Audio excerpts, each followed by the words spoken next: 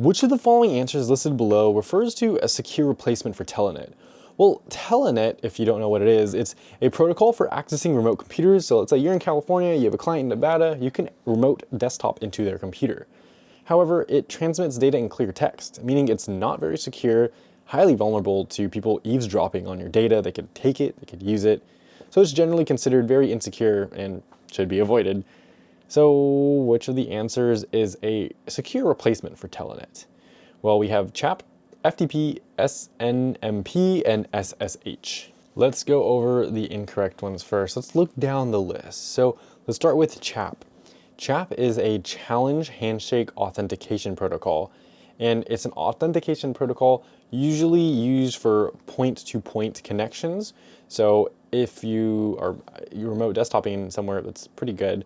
But the only thing is it's not a direct replacement for Telnet because it doesn't do what Telnet does. Telnet is when you can basically remote onto someone's computer. You can't do that with CHAP, which is the Challenge Handshake Authentication Protocol. It's a protocol for authenticating.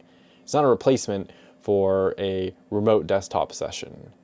And then we have FTP. This is a file transfer protocol, and this allows you to transfer files between computers. It's not for remote desktoping, and there's also no security. So it's not a secure replacement for Telnet. And then we have SNMP. SNMP is used for monitoring and managing network devices.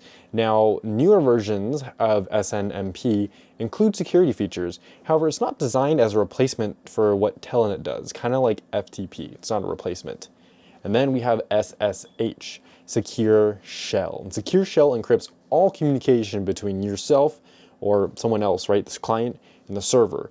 Protects from any kind of eavesdropping if someone's trying to look in at your data and they won't be able to see it. So SSH Secure Shell is a secure replacement for Telnet.